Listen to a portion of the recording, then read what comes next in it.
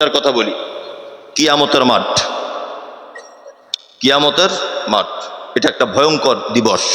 আল্লাহ পবিত্র আল কোরআনে সূরা হজের ভিতরে বলছেন, ইয়াউমা তারাউনা তাযহালু কুল্লু মুরজিআতিন আম্মা আরজাআত ওয়া তাযাউ কুল্লু যাতি হামলিন হামলাহা ওয়া তারান নাসা সুকারা ওয়া মা হুম বিসুকারা ওয়ালাকিন্না আযাবাল্লাহি শাদীদ। আল্লাহ বলছেন, একজন গর্ভধারিণী মা কিয়ামতের মাঠে দাঁড়িয়ে থাকবে, তার বাচ্চা নিচের দিক দিয়ে পড়ে যাবে, মা বুঝতে পারবে না বাচ্চা হলো কি করে। আল্লাহু আকবার। একজন দুগ্ধ দানকারিণী মা তার বাচ্চা মায়ের আঁচল ধরে বলবে, মা একটু দুধ দাও, মা একটু দুধ দাও। মা তার বাচ্চাকে সেদিন দুধ পান করাতে ভুলে যাবে। মানুষগুলিকে দেখতে পাওয়া যাবে হিতাহিত কোনো জ্ঞান নেই, তারা যেন মদ পান করেছে। আল্লাহ বলছেন, অমা হুম বিসুকারা, একজনও তারা মদ পান করেনি। ওয়ালাকিন্না আযাবাল্লাহি শাদীদ, শুধু আমার কঠিন আযাবের ভয়ে মানুষ মাতালের মতো করে ঘুরবে। এর নাম কিয়ামতের মাঠ। আম্মাজান আয়েশা সিদ্দিকা রাদিয়াল্লাহু তাআলা আনহা তিনি বলেন, রাসূল সাল্লাল্লাহু আলাইহি ওয়াসাল্লাম তিনি বলছেন, কিয়ামতের মাঠে পুরুষ খাতনাবিহীন অবস্থায় উলঙ্গ হয়ে দাঁড়িয়ে থাকবে, নারী উলঙ্গ হয়ে থাকবে। আম্মাজান আয়েশা আল্লাহর নবীকে বলছেন, আল্লাহর নবী, তাহলে কি পুরুষ নারীর দিকে দেখবে না, নারী কি পুরুষের দিকে দেখবে না উলঙ্গ হয়ে থাকলে? আল্লাহর নবী বলছেন, আয়েশা দেখনা তো বহু দূর কি বাত হয়। আয়েশা, আল্লাহু আকবার, দেখা তো অনেক দূরের কথা। একজন নারী যে উলঙ্গ হয়ে থাকবে, একটা পুরুষ যে উলঙ্গ হয়ে থাকবে, তার যে পরনে কাপড় থাকবে না, সেটা বুঝতেই পারবে না। এর নাম কিয়ামতের মাঠ।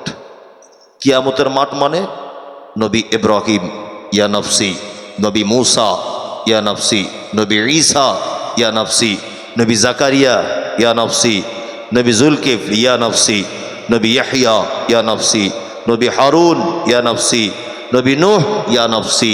গোটা কিয়ামতের মাঠ ইয়া নফসি ইয়া নফসি ইয়া নফসি। একজন মানুষ শুধু, একজন নবী শুধু ইয়া উম্মতি বলবেন। তিনি কে? মুহাম্মদ সাল্লাল্লাহু আলাইহি ওয়াসাল্লাম। শুধু তিনি ইয়া উম্মতি ইয়া উম্মতি। বাকি যত নবী ইয়া নফসি ইয়া নফসি ইয়া নফসি। পৃথিবীর দ্বিতীয় দামি নবী, দ্বিতীয় নাম ইব্রাহিম আলাইহিস সালাম। দ্বিতীয় সম্মানী নবী ইব্রাহিম আলাইহিস সালাম।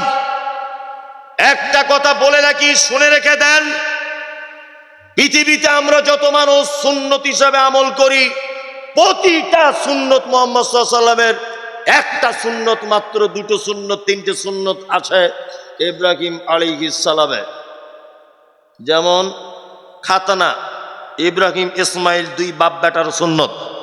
জি, কুরবানি, ঠিক তাই, তাই না? জি, এইরকম কিছু সুন্নত যে নবীর আজও পর্যন্ত আছে। তিনি কে? ইব্রাহিম আলাইহিস সালাম।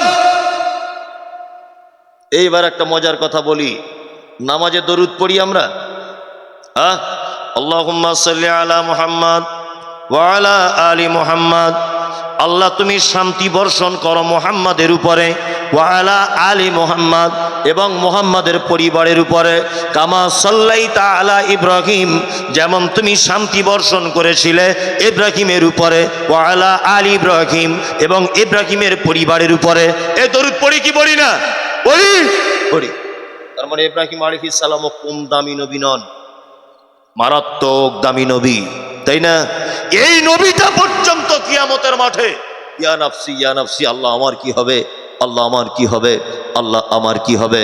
তারপরেও বলে দিচ্ছি, প্রতিটা নবীগণ জান্নাতি, প্রতিটা সাহাবীগণ জান্নাতি, প্রতিটা নবীগণ জান্নাতি, প্রতিটা সাহাবীগণ জান্নাতি। তারপরেও কিয়ামতের দিবসটা এইরকম হবে। কি বললাম বুঝতে পারছেন?